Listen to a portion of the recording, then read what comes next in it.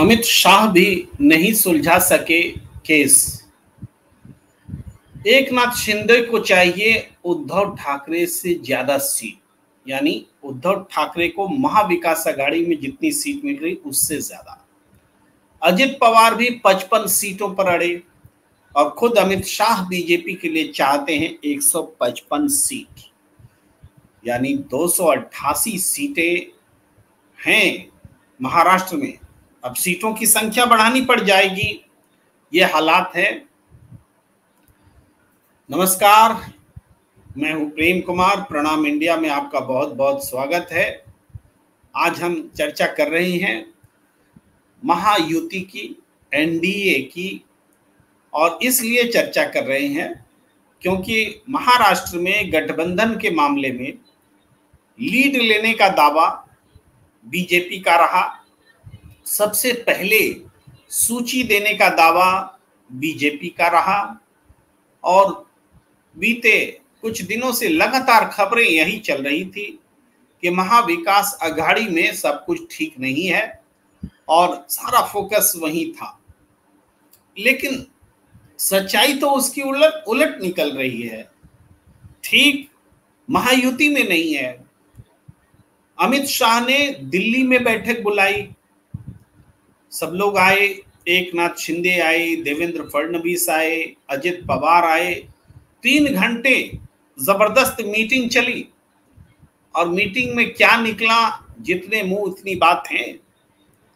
जो एक खास किस्म की मीडिया है वो तो सब कुछ बल्ले बल्ले बता रही है। लेकिन इस मीटिंग की आवश्यकता क्यों पड़ी? अमित शाह को क्यों एकनाथ शिंदे से लेकर के तमाम को दिल्ली बुलाना पड़ा? जो लोग एक तस्वीर ऐसी बन रही है कि मानो दिल्ली से ही सब कुछ तय हो रहा हो।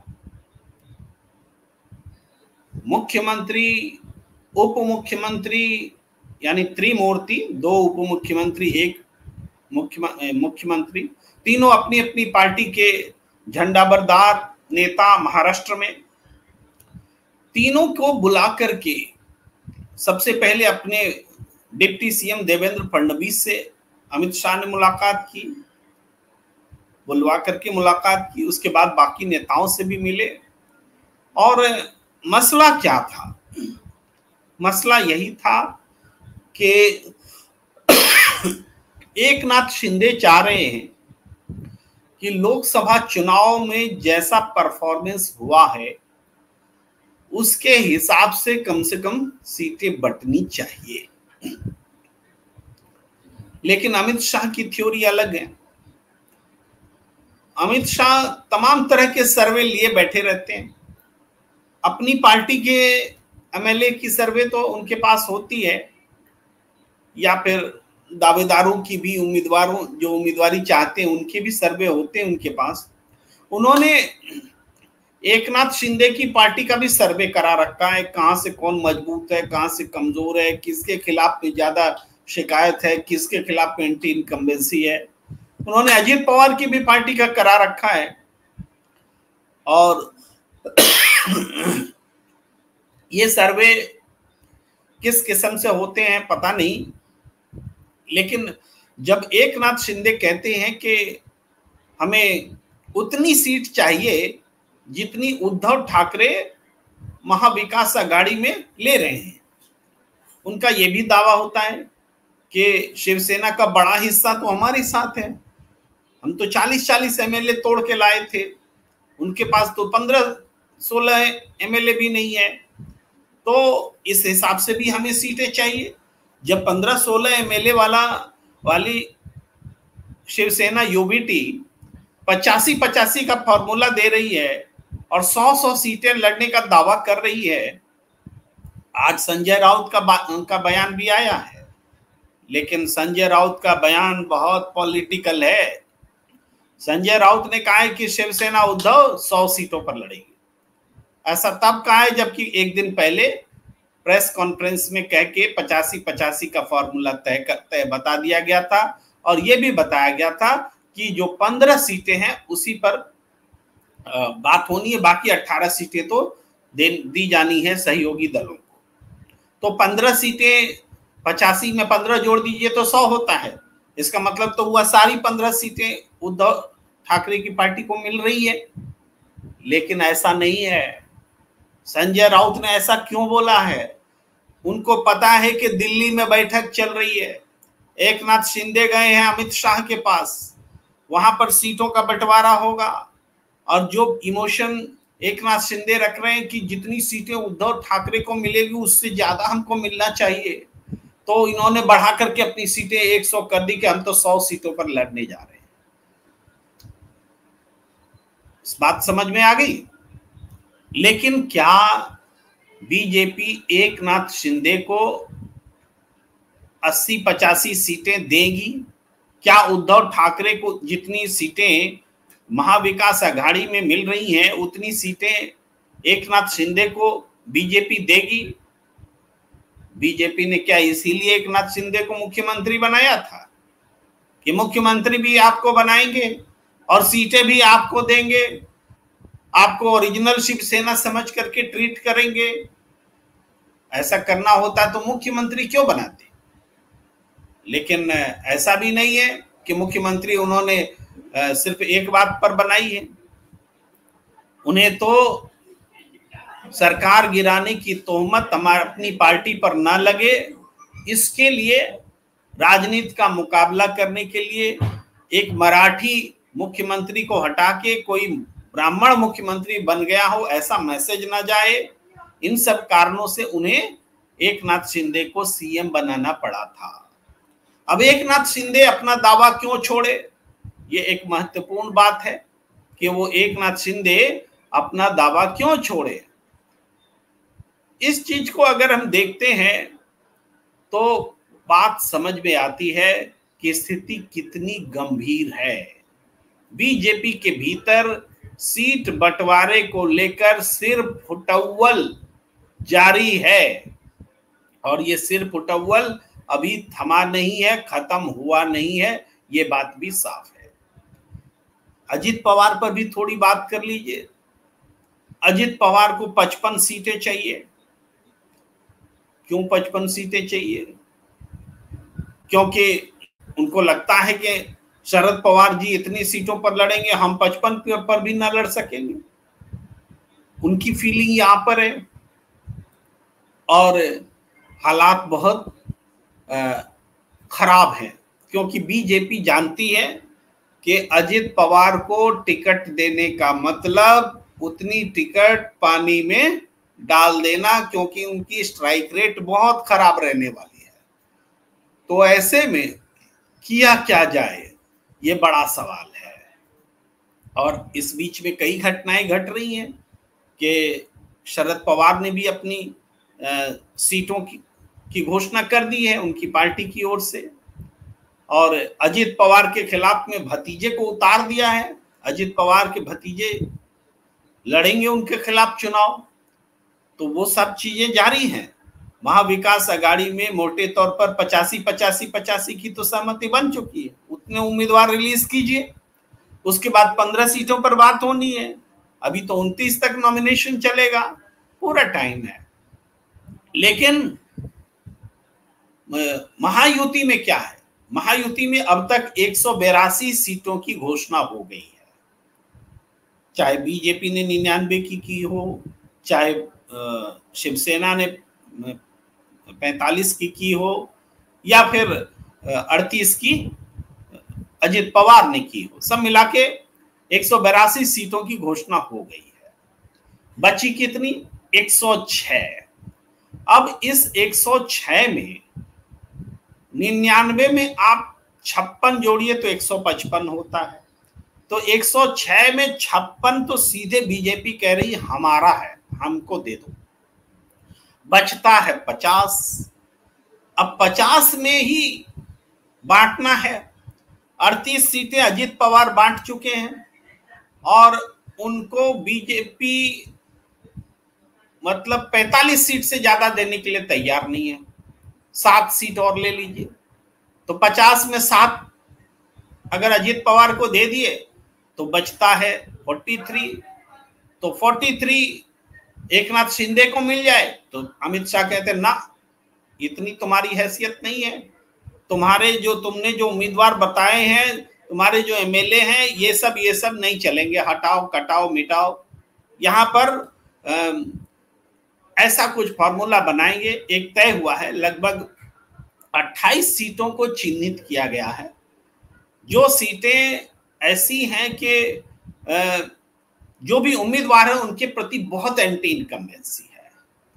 तो ये हुआ है कि अब जो सहमति बन रही है, बनी नहीं है अभी, सिर्फ पोर्टल चल रहा है, लेकिन जो चर्चा हुई है वो बता रहा हूं, वो ये हुई है कि अगर एकनाथ शिंदे का उम्मीदवार वहां अपयश पा रहा है, कुख्यात हो गया है, बदनाम हो गया है, एंटी इनकम्बेंसी ज्यादा है, तो उसकी जगह पे बीजेपी अपना उम्मीदवार दे देगी।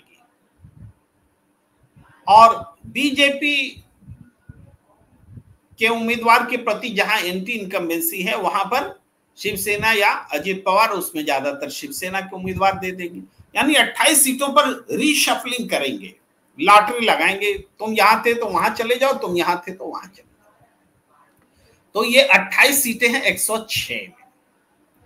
फिर भी ये तय करना कि कौन कहां चले जाए, ये कौन बता रहा है? जो अमित शाह बताएंगे वो मानोगे। अमित शाह बोलेंगे कि तुम्हारा उम्मीदवार का यहाँ पर ठीक नहीं है तो हम तुमको नहीं देंगे। अब ऐसी कई सीटें हैं जिसपे कि एकनाथ शिंदे जो उम्मीदवार देना चाहते हैं, बीजेपी को पसंद नहीं है, क्योंकि उनका कुछ पुराना अतीत का कुछ मनमुटाव, खटास ये सब रहा है। अजित पवार कह रहे थे कुछ समय पहले तक, कह रहे थे कि हमको जो अपने कोटे की मिलेगी उसमें 10% मुसलमान को देंगे। मजाल है, देख के दिखा दीजिए। उनको कह दिया गया है अनाप शनाप बोलना नहीं है, जो सीटें दे रहा हूं वो भी 45 तो बहुत है, 38 आपने जारी किए, 45 बहुत है, उससे ज्यादा मांगने की जरूरत नहीं है। ये डांट डपट वाली भाषा चल रही है अंदर, ऐसा नहीं कि बहुत प्यार से बात हो रही है।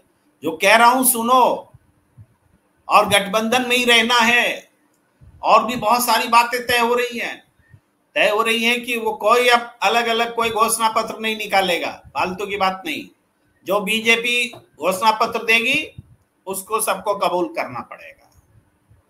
ये डिक्टेशन है आज की मीटिंग का। मैं बता रहा हूं आपको कि जो बीजेपी का घोषणा पत्र होगा वही शिवसेना मानेगी, वही एनसीपी मानेगी। आप लोग अपना मन से कोई घोषणा पत्र नहीं निकालेंगे। और ये एक तरह से नकेल है, क्योंकि आपको ध्यान होगा कि बहुत सारी ऐसी घोषणाएं एकनाथ शिंदे ने चुनाव आचार संहिता लागू होने के बाद भी करी थी, जिस पर कि अदालत से हस्तक्षेप के बाद चुनाव आयोग ने उस पर रोक लगाई थी, और उसमें अल्पसंख्यकों को तुष्ट करने वाले फैसले भी थे। तो घोषणा पत्र में वो चीजें नहीं आएगी, बिल्कुल नहीं। वो मुख्यमंत्री के रूप में जो बोल रहे थे, वो कर रहे तो बात अलग है। घोषणा पत्र में मुसलमानों को तुष्ट करने वाली कोई बात नहीं होगी, ये भी कह दिया गया। और जाहिर है कि बीजेपी जब घोषणा पत्र बनाएगी और उसको ही कबूल करना है, तो उसमें बीजेपी के घोषणा पत्र में तो आप एक्सपेक्ट नहीं कर सकते कि हाँ कुछ ऐसी बात होगी जो अल्पसंख्यकों और या मुसलमानों के लिए होगी। वो अलग बात है कि जम्मू कश्मीर में खुद अमित शाह ने कहा था कि सिलेंडर हम मुहर्रम और ईद पर बांटेंगे, लेकिन ये बात महाराष्ट्र में कहेगी भी तो बीजेपी कहेगी ये इजाजत सहयोगी दलों को नहीं है, ये साफ तौर पर कह दिया गया है। इसके बाद ये भी है कि एक ऐसा प्लान बनाएंगे, पूरे चुनाव को बीजेपी कंट्रोल करेगी। कोई अलग अलग एकनाथ शिंदे की पार्टी नहीं होगी, अजित पवार का दफ्तर नहीं होगा, जो चुनावी दफ्तर जिसको बोलते हैं, हर कंस्टिट्यूएंसी में, ब्लॉक स्तर पर, जिला स्तर पर, शहर के स्तर पर, गांव के स्तर पर, आप जानते हैं कि पार्टी के दफ्तर खुलते हैं और स्थायी दफ्तर खुलते हैं इलेक्शन के समय में, जहां से इलेक्शन को नियंत्रित किया जाता है, पर्चे बांटे जाते हैं, प्रचार सामग्री बांटी जाती है, झंडे बांटे जाते हैं, कार्यकर्ताओं को जुटाया जाता है, सारी गतिविधियां होती हैं। तो इसके लिए बीजेपी ने साफ साफ कह दिया है कि ये काम बीजेपी करेगी। बीजेपी पूरे महाराष्ट्र में अपने दफ्तर बनाएगी और वो दफ्तर साझा दफ्तर कहलाएगा और उसी दफ्तर से चुनाव होंगे। आपको चुनाव नहीं लड़ना है, हम लड़ेंगे, कहने का साफ मतलब ये है। अब ये सब सुनने सुनाने के लिए अमित शाह ने बुलाया। सीट तो छोड़ दो, मांगो मत, जो देंगे वो लो, और इसके अलावा जो निर्देश दिया जाता है उसका पालन करो। अब इस हालात को, इस स्थिति को अजित पवार क्या बर्दाश्त कर पाएंगे? करना पड़ेगा भाई। आपको करप्शन का मामला आपसे हटवा दिया गया, आप वॉशिंग मशीन का कपड़ा बन गए, बीजेपी के वॉशिंग मशीन में धुल गए, चुनाव के समय में अब टेढ़ी बतियाएंगे। खबरदार, जो बोला जा रहा है वो चुपचाप सुनिए। एकनाथ शिंदे को भी बोलने का मुंह नहीं है। वो किसी पुलिस अफसर, पुलिस कमिश्नर रहे व्यक्ति को टिकट देना चाह रहे थे, उनकी बहू को टिकट देना चाह रहे थे या बेटे को टिकट देना चाह रहे थे। बीजेपी ने कहा नहीं, वो अफसर हमें पसंद नहीं है, उसके परिवार को, उसको कोई टिकट नहीं मिलेगा। अजित पवार नवाब मलिक को टिकट देना चाह रहे थे, बीजेपी ने कहा खबरदार, नो नवाब मलिक, नो नवाब मलिक। तो अब वो चाह रहे कि नवाब मलिक के बेटे को दे दें। ये क्या बात हुई? बात तो वही हो गई, नवाब मलिक को ना दो, उसके बेटे के दो। बात समझ में आती नहीं है क्या? इस अंदाज में डांट लगाई गई है। अब इसके बाद जब सब कुछ क्लियर हुआ है, निकले हैं, क्लियर तो कुछ भी नहीं हुआ है, केवल डांट क्लियर मिला है और ये बता दिया गया कि चुनाव बीजेपी लड़ेगी, आप लोग केवल साथ में रहेंगे और महायुति का नारा बुलंद करेंगे। तो इसके लिए मुंडी हिलाया गया है, हाँ किया गया है, निर्देश मिल चुका है। अब एक तरफ तो ये सारी घटनाएं घटी हैं महाविकास अघाड़ी में। यहां तो ये तो मैंने घटनात्मक आपको थोड़ी रिपोर्टिंग कर दी, लेकिन थोड़ा सैद्धांतिक आधार पर सोचिए कि महाविकास अघाड़ी एक तरफ जहां पर कि लग नहीं रहा था कि सहमति बनेगी, इसके बावजूद एक बड़ी सहमति आई, और दूसरी तरफ महायुति जहां लग नहीं रहा था कि कोई असहमति होगी, क्योंकि सरकार चला रहे हैं, मिलजुल के चला रहे हैं, सबको उपकृत किए हुए हैं, तो ये एक दूसरे को म्यूचुअल फायदे के लिए खड़े हैं। लेकिन जनता के बीच क्या मुंह लेके जाएं, इस सवाल पर सब एक दूसरे का मुंह देख रहे हैं और बीजेपी अब डिक्टेट कर रही है कि आपको टिकट दे करके हम हार पर मुहर नहीं लगा सकते। एकनाथ शिंदे के जितने एमएलए हैं उनके पास, उनमें से बहुतों के और जितने उम्मीदवार वो घोषित किए सबके उसमें से कैरेक्टर पर सवाल उठा रहे, कैरेक्टर नहीं मतलब रिपोर्ट पर कि ये उम्मीदवार अच्छा नहीं है बोल करके कि हमारी सर्वे में आया है, इस पर सवाल उठा रहे हैं और कह रहे हैं कि ये इन सीटों पर जहां आप क्या दावा है वहां आप मत खड़ा कीजिए, वहां बीजेपी को खड़ा करने दीजिए, क्योंकि आपके उम्मीदवार की छवि अच्छी नहीं है। अब बीजेपी के उम्मीदवार की छवि का मूल्यांकन करने की क्षमता है क्या एकनाथ शिंदे में? क्या अजित पवार बीजेपी के उम्मीदवार की छवि का मूल्यांकन कर पाएंगे? औकात है? नहीं है। लेकिन अमित शाह अजित पवार की पार्टी के भी उम्मीदवारों की छवि मूल्यांकन कर रहे हैं और एकनाथ शिंदे की भी कर रहे हैं। तो क्लियर है, या तो तानाशाही मानो, शरणागत हो जाओ, या फिर गठबंधन छोड़कर जाओ। इस हालात से गुजर रहा है महायुति का गठबंधन। ये कोई बनी बनाई बात मैं नहीं कह रहा हूं, जो आज की बैठक से निकल कर आई है बात उसको बता रहा हूं आपको। स्टोरी टेलिंग है, ये फैक्ट टेलिंग है। अब यहां थोड़ी सी बात हम ये भी कर लें कि आज सीटें घोषित हुई हैं इनकी, वो हम आपको स्क्रीन पर ला रहे हैं, शरद पवार की, उनकी पार्टी की। और जो कुछ सीटें हैं उनको थोड़ा मैं बता भी देता हूं कि इस्लामपुर में जयंत पाटिल को टिकट दिया गया है और काटोल से अनिल देशमुख लड़ रहे हैं, दोनों प्रमुख नाम शुरू में ही हैं। थनसावंगी से राजेश टोपे, कराड़ उत्तर से श्री बाला साहेब पाटिल, मुंद्रा कलवा से जितेंद्र अहवाड़, कोरेगांव से शशिकांत शिंदे, बसमल से जयप्रकाश दांडेगलकर, जलगांव ग्रामीण से गुलाब राव देवकर, इंदिरापुर से हर्षवर्धन पाटिल, राडूरी से प्राजक्त तनपुरे, शिरूर से अशोक पवार, शिराला से मानसिंह नाइक, विक्रमगढ़ सुनील भूसारा, करजत नामखेड़ से रोहित पवार और अहमदपुर से विनायक पाटिल, सिंदखेड़ राजा से राजेंद्र शिंगड़े, उदगीर से सुधाकर भालेराव, भोकरदन से चंद्रकांत दानवे, तुमसर से चरण वाघमारे, किनवट से प्रदीप नाइक, जिंतूर से विजय भामले, केज से पृथ्वीराज साठे, बेलापुर संदीप नाइक, वडगांव शेरी बापू साहेब पठारे, जामनेर दिलीप खोड़पे, मुक्ताई नगर रोहिणी खट से मूर्तिजापुर सम्राट डोंगरदिवे, नागपुर पूर्व दोनेश्वर पेटे, तिरोड़ा रविकांत थोपथे। कुछ और सीटें, ये 29 सीटों के नाम हुए और कुल 45 सीटों के नाम घोषित किए गए हैं।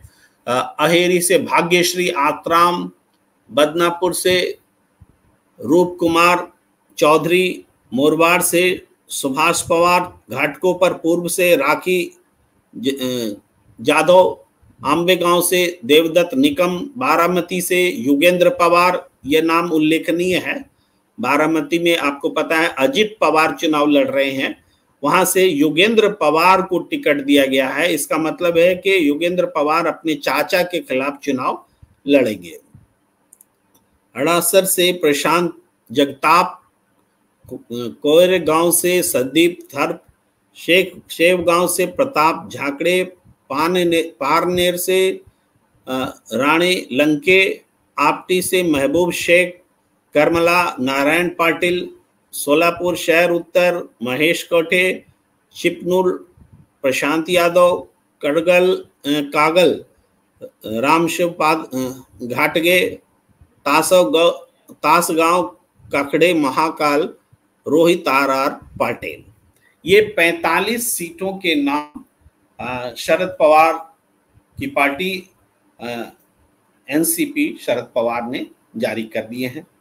तो ये सिलसिला भी चल रहा है और अजित पवार के मुकाबले में उनके भतीजे को खड़ा कर दिया गया है। ये एक बड़ी खबर है। इसके बाद हम ये देखें कि देखिए, एक तरफ ये सारी चीजें चल रही हैं, सीटों का के तालमेल की बातें, दाव पेच की बातें, रणनीति की बातें, नीति की बातें। दूसरी तरफ राहुल गांधी अड़े हुए हैं, मुद्दों पर बात करने के लिए अड़े हुए हैं। करप्शन का मुद्दा वो लगातार उठा रहे हैं। उनकी एक ट्वीट को हम सामने लाना चाहते हैं, उसके बाद और भी बढ़ेंगे और भी खबरों पर बात करेंगे। राहुल गांधी ने कहा है कि why is Madhavi Buch reluctant to answer questions before the Public Accounts Committee of Parliament?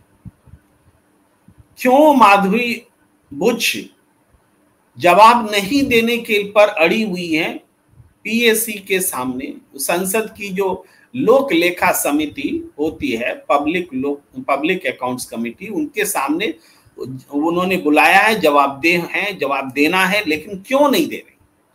दूसरा वो उठाते, who is behind the plan to protect her from being answerable to the PSC?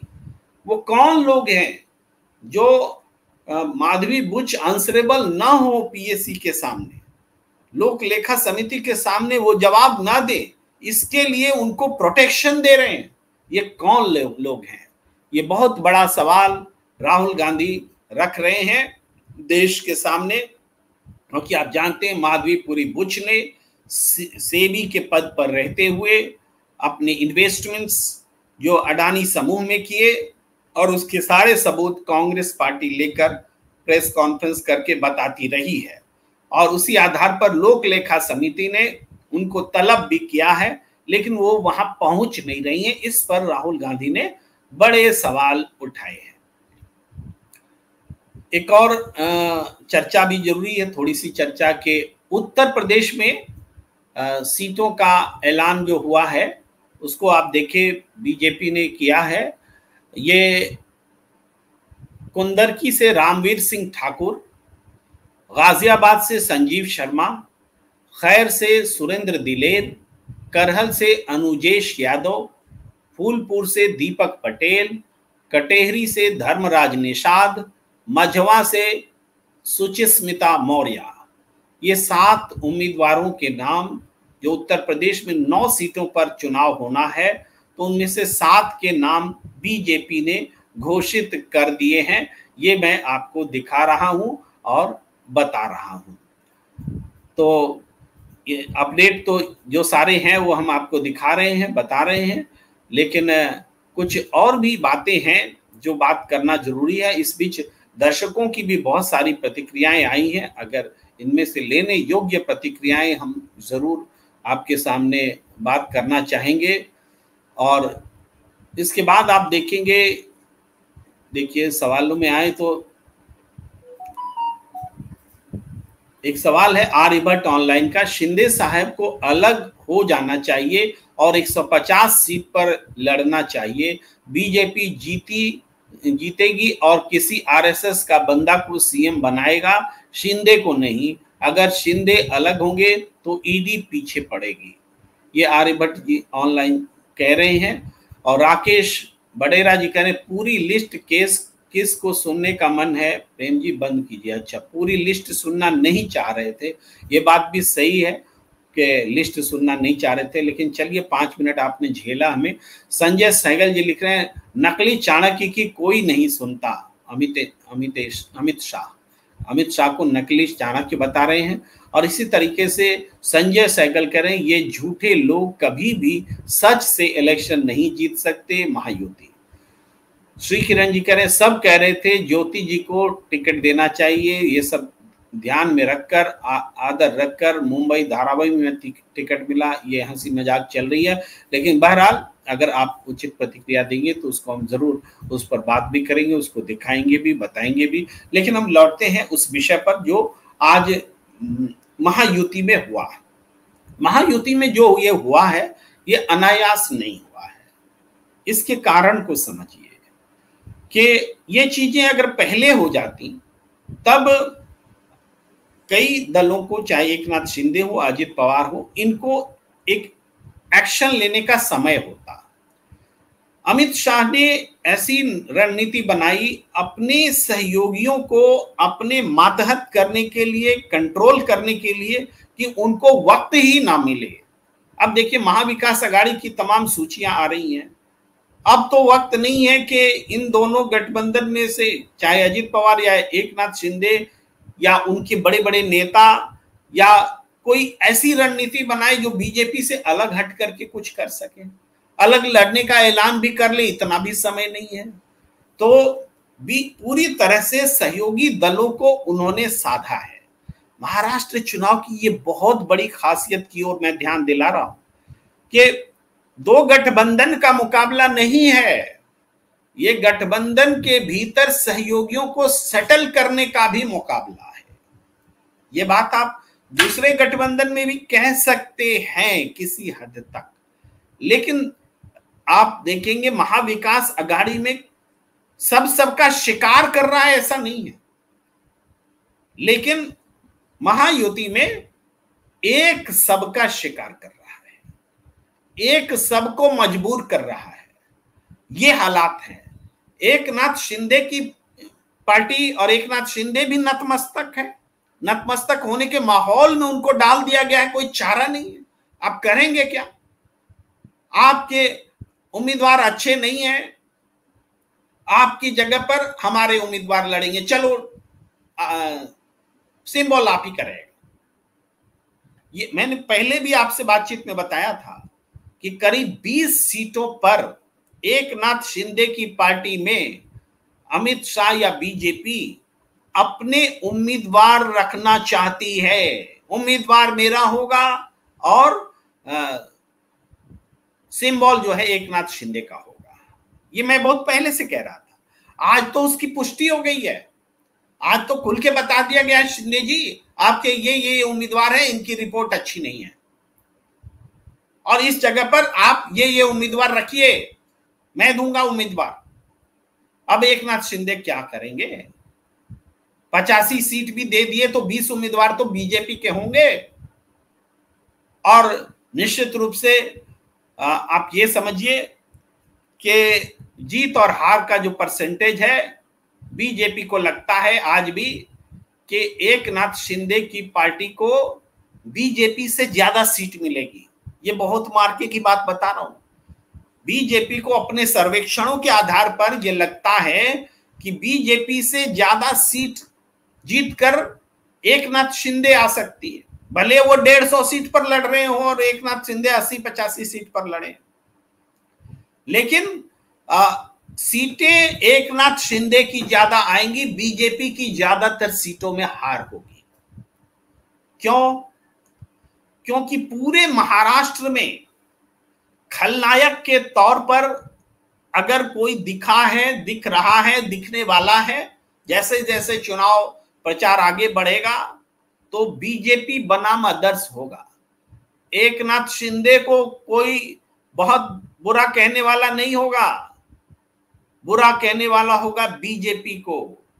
Devendra Fadnavis को भी कोई बहुत बुरा करने वाला नहीं होगा, बुरा कहने वाला होगा अमित शाह को।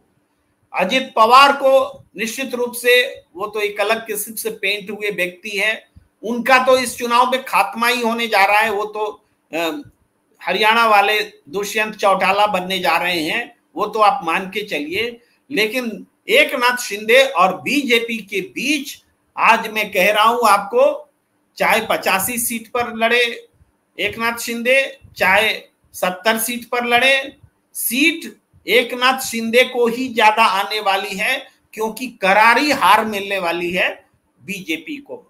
बीजेपी जितनी ज्यादा सीटों पर लड़ेगी उतना नुकसान होगा महायुति गठबंधन का। और यही हाल कमोवेश अजित पवार का है। तीनों दलों में सबसे बेहतर स्थिति अगर किसी की है तो वो एकनाथ शिंदे की है।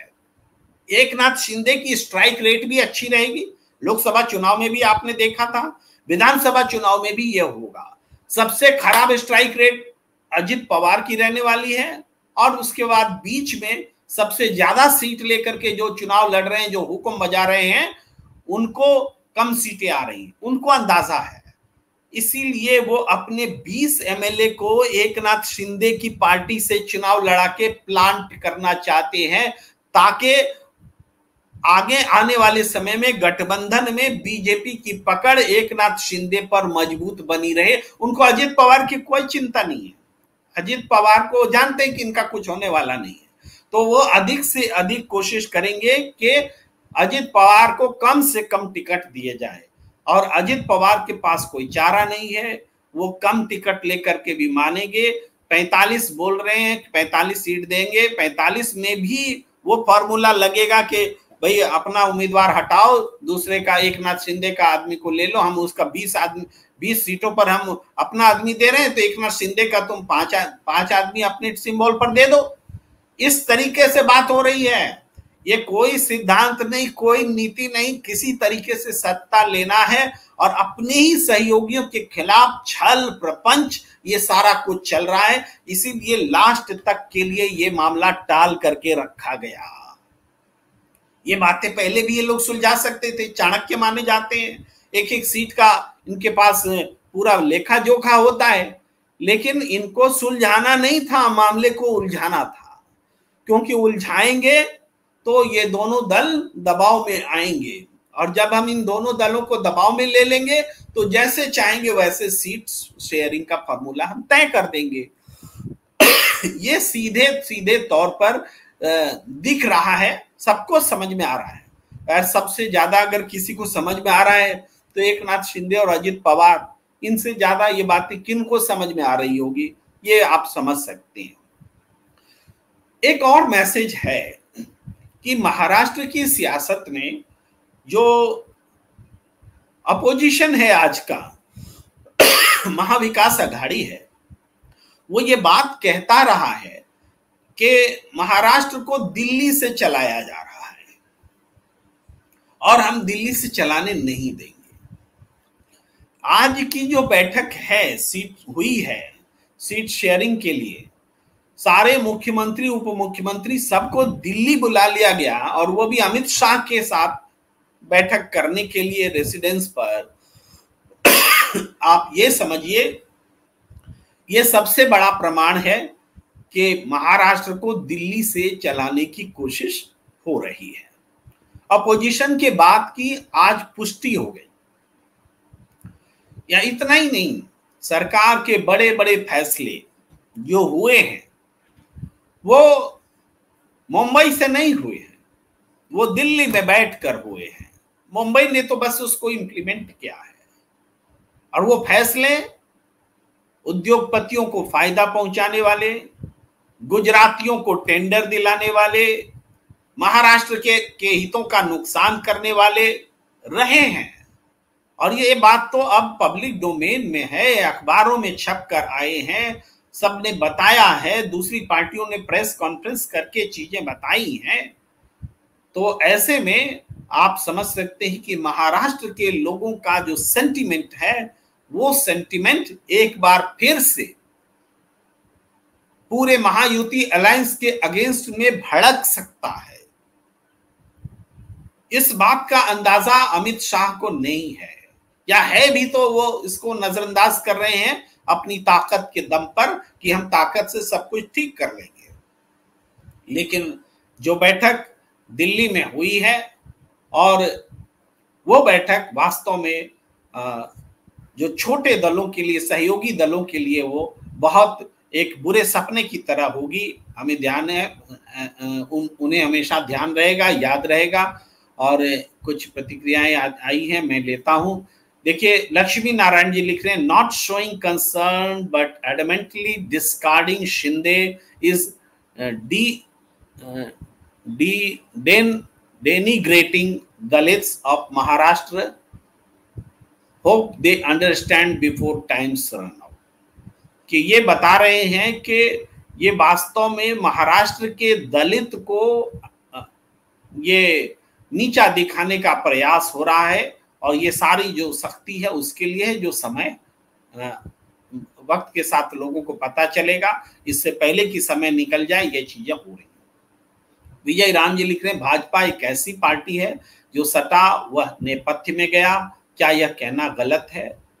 अब तक आपकी बातों को याद करें डॉक्टर विजय राम जी, तो अकाली दल इसका उदाहरण है। इसका उदाहरण बिहार में लोजपा भी है। इसका उदाहरण उपेंद्र कुशवाहा की भी पार्टी है। इसका उदाहरण वहाँ मल्लाहों की पार्टी, सन ऑफ मल्लाह बोलते हैं, मैं भूल जाता हूँ नाम, उनकी पार्टी का भी हुआ। जो उनके सारे एमएलए को ही समेट लिया गया एनडीए में, तो वो भी हुआ। और इसके अलावा आप देखिए कि महबूबा मुफ्ती के साथ में हाथ मिलाए, कहाँ चली गई महबूबा मुफ्ती? दुष्यंत चौटाला के साथ में हाथ मिलाए, कहाँ चले गए दुष्यंत चौटाला, कहाँ चले गए?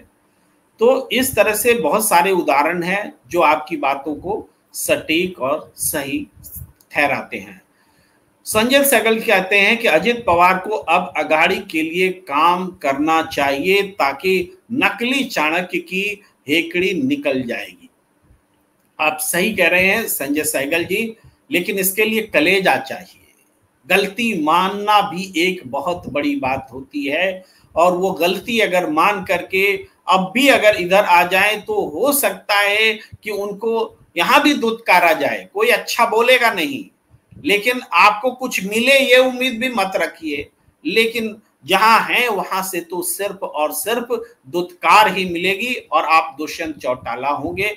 तो महाविकास आघाड़ी में इनको कोई लेने वाला है नहीं, लेकिन महाविकास आघाड़ी के लिए काम कर सकते हैं, वो प्रायश्चित कर सकते हैं कि जिनके साथ हम गए थे वो जनता का हितैषी नहीं है। हमारा सिर्फ राजनीतिक इस्तेमाल हुआ है और आगे भी वो राजनीतिक इस्तेमाल करने की इच्छा रखते हैं।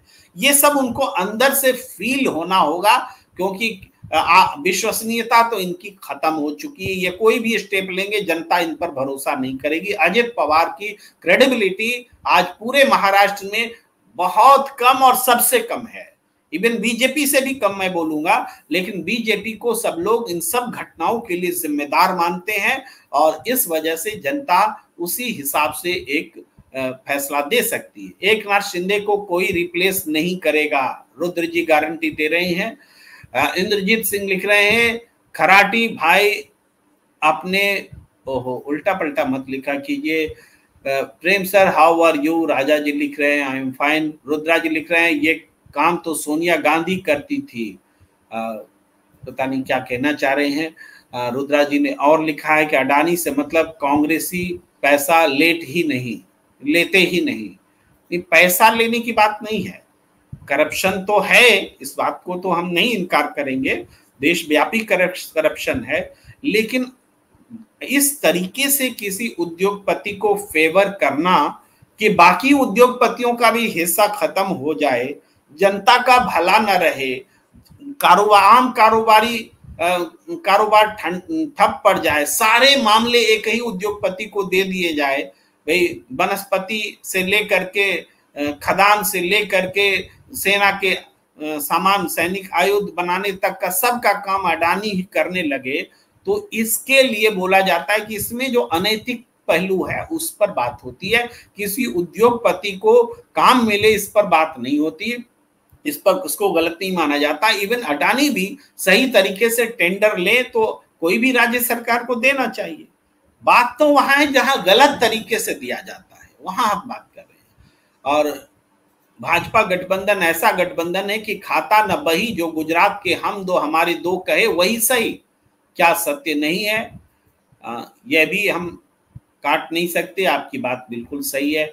रुद्र लिख रहे हैं कि कांग्रेस का स्टेट गवर्नमेंट रेड कारपेट लगा के स्वागत करता है और राहुल गांधी अडानी के खिलाफ गजब का हिपोक्रेसी है। मैंने इसका जवाब दे दिया थोड़ी देर पहले रुद्रा जी। और संजय सहगल कहते हैं हरियाणा में जेजेपी का भी सफाई हो गई, वो कह रहे हैं। रुद्रा जी लिख रहे हैं प्रेम जी कोई अच्छा बिजनेसमैन 5 साल में नहीं बन जाता, गुजरात पहले से ही बिजनेसमैन के लिए फेमस है। तो बिजनेसमैन के लिए गुजरात फेमस है ना, एक आदमी थोड़े फेमस है। श्री किरण जी कह रहे हैं शरद पवार असली चाणक्य है। रुद्र कह रहे हैं शरद पवार बूढ़ा गया है, घर बैठना चाहिए। श्री किरण जी लिख रहे हैं सही शब्द का इस्तेमाल कीजिए प्लीज। एक 55 साल का बालक अपने 77 साल की माता को परेशान कर रहा है, दूसरा भतीजा ने चाचा को इस एज में भी दौड़ा रहा है, ऐसा लिख रहे हैं। शंकर बेलेकर लिख रहे हैं big boss mister Sharad Pawar eight time old, why Maharashtra number 1 last 50 years, almost corrupt leaders join BJP not successful in Maharashtra. ये बात बड़ा महत्वपूर्ण उठा रहे हैं कि महाराष्ट्र तो लंबे समय तक नंबर 1 स्टेट रहा, तब तो ऐसा नहीं था कि बीजेपी शासन कर रही थी, लेकिन बीजेपी ने जब से सत्ता संभाली है तब से महाराष्ट्र की दुर्गति हुई है। रुद्रा कह रहे हैं लोकसभा रिजल्ट के बाद लोगों के मन बदला है एंड लोग ये भी बोल रहे हैं बीजेपी को बहुमत के साथ लाना चाहिए था। ये लोग कहां से हैं रुद्रा जी? आपके फ्रेंड्स लोग बोल रहे होंगे। बिहार जैसे स्टेट में इस बार यही बात हो रहा है। बिहार में तो हर बार लोग कहते हैं यही बात हो रहा है, लेकिन बड़े बड़े सर्वेयर्स फेल हो गए रुद्रा जी सही बात कहने में। अशोक सोनी लिख रहे हैं बीजेपी के अच्छे दिन समाप्ति की ओर बढ़ रहे हैं। श्री किरण जी लिख रहे हैं सही, पीएम गृह मंत्री, शिक्षा मंत्री, हेल्थ मंत्री, वित्त मंत्री, स्पीकर वगैरह वगैरह बोलते हैं क्या? शंकर वेलेकर जी लिख रहे हैं caste to caste Hindu Muslim election agenda for BJP, RSS BJP cadre sideline, ये भी बात सही है। और संजय सहगल जी लिख रहे हैं गुजरात में नकली लोग भी जज बन सकते हैं नकली चाणक्य की वजह से। बिल्कुल सही बात अपनी तरह से दर्शकों ने अपनी प्रतिक्रियाएं दी हैं। और मैं 10 बजे भी एक शो लेकर आऊँगा, जो नोटिफिकेशन आपको गया होगा। उत्तर प्रदेश के का जो बाई इलेक्शन है, उसकी सियासत को समझने और समझाने का प्रयास करूँगा। तो आज की चर्चा को हम यहीं पर विराम देना चाहते हैं। आप सबको बहुत बहुत धन्यवाद, आभार कि आप जुड़े रहे। और आप सबसे आग्रह कि अगर ये हमारी बातचीत, आपसे संवाद अच्छा लगता है तो इसको सब्सक्राइब कीजिए, लाइक कीजिए, शेयर कीजिए, ज्वाइन का बटन दबाइए। प्रणाम इंडिया को हमें दीजिए इजाजत। धन्यवाद, नमस्कार।